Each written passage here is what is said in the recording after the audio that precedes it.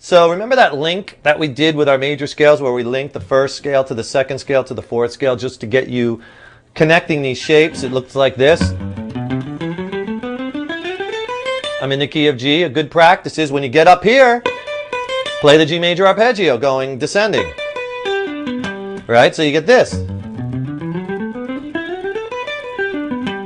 So I'm playing the first major scale, the second, fourth, into my arpeggio. See how I'm starting to move around.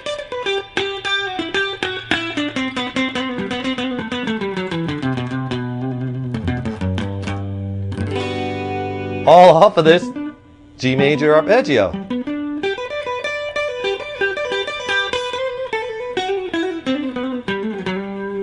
That's a really cool lick. I like doing things like that a lot too, where I'll take an arpeggio, and then what I'll do is I'll descend the scale, whatever scale, G major we're in now, and I went over a couple positions, but I'll play it with a hammer in a triplet pull-off.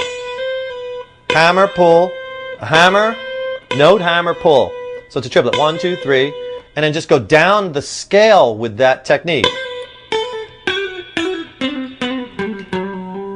That's a really cool thing to do. You can do it with any scale. And then when you build up the speed, I'll do it slow one more time. Playing a triplet off each last successive note. Here's the number. That's the scale fragment we're using at number 2 G major scale.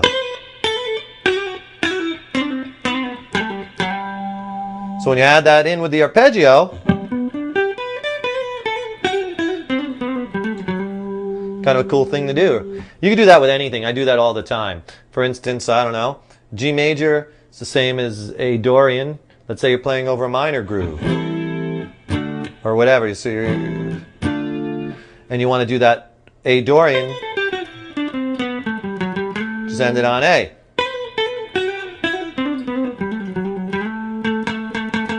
And you got A Dorian, right?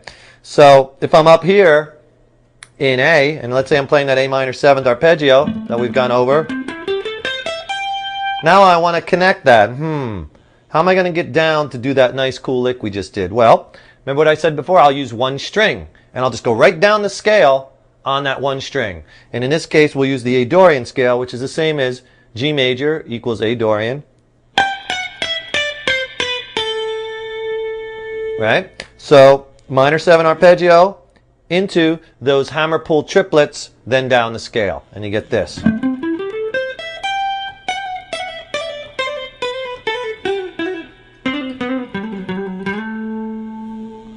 Kind of cool, right?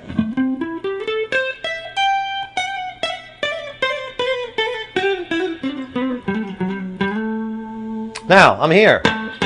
Or here, right? What can I do when I'm here? I'm on my root note, I'm on my A. Why don't I blast that minor 9 arpeggio? Right? So it'll sound like this.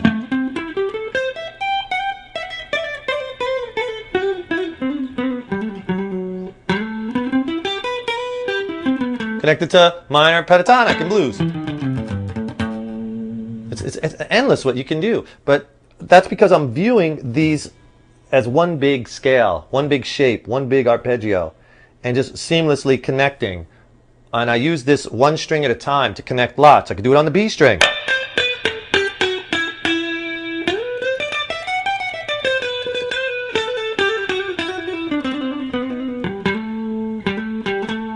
I like doing it with trills.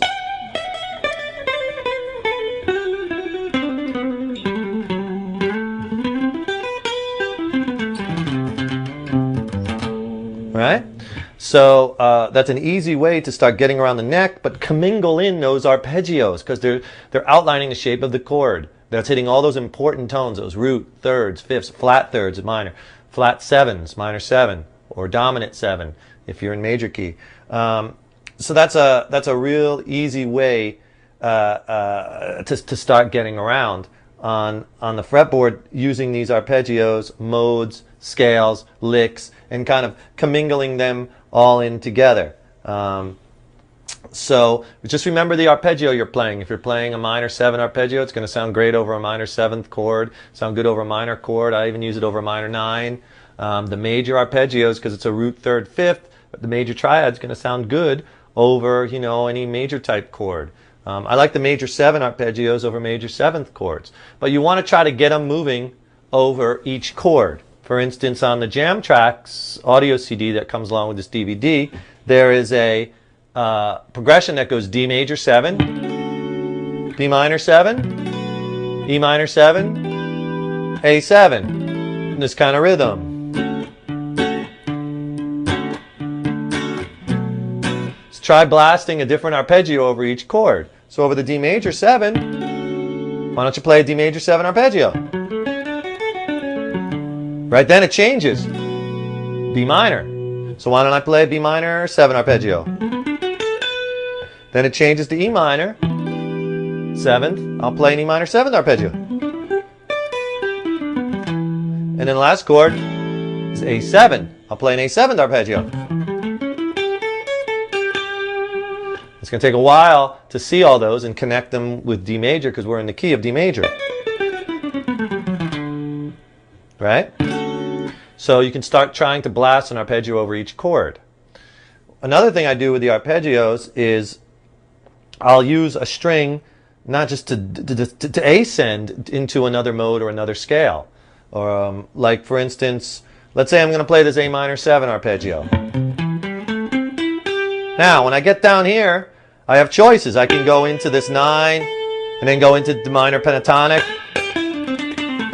Or when I get here, I can go up.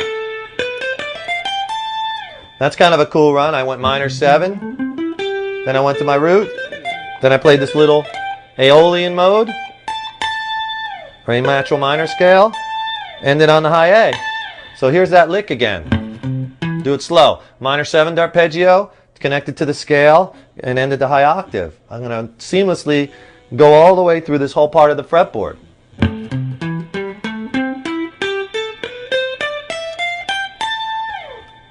Nice, huh? And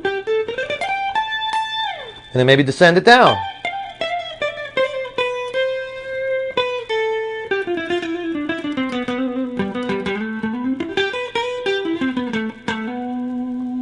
So you see how I'm connecting all these arpeggios in.